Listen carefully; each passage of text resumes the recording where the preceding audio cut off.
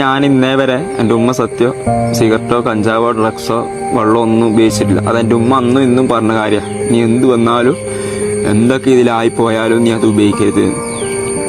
പക്ഷെ അവിടുന്ന് ഇവൻ എന്നെ കൊണ്ട് ഡ്രഗ്സ് അടക്കം കുടിപ്പിക്കാൻ നോക്കി. എന്നടാ ഡ്രഗ്സ് കുടിപ്പിച്ച എങ്ങനെ? നിന്റെ കൈയും കാലും കെട്ടിട്ടിട്ട് വായിലൊഴിച്ചു തന്നാ? അതെന്താണ്? എന്ത് ഡ്രഗ്സ് ആണ് നീ കുടിച്ച? എനിക്കറിയാതെ അത് എന്തൊക്കെ ഉപയോഗിക്കുന്ന എനിക്കറിയാം. അവൻ കുടിപ്പിക്കുന്നതും കുത്തി കയറ്റുന്നതും മൂക്ക് വഴി കയറ്റുന്നതായിട്ടുള്ള ഡ്രഗ്സ് ഒന്നും ഉപയോഗിച്ചിട്ടുള്ളതായിട്ട് എനിക്കറിയത്തില്ല. സിഗരറ്റ് വലിക്കുമായിരിക്കും. പിന്നെ എനിക്കറിയാത്ത ആൾക്കാരല്ല ഇവരാരും. നിങ്ങൾ ഈ പറയുന്ന ബുദ്ധിമുട്ടുകളൊക്കെ എപ്പോഴാണ് നിങ്ങൾക്ക് ബുദ്ധിമുട്ടായി തോന്നിയത് മച്ചാ? എത്രയോ നല്ല രീതിയിൽ മുന്നോട്ട് പോയിക്കൊണ്ടിരുന്ന ആൾക്കാരാണ് നിങ്ങൾ.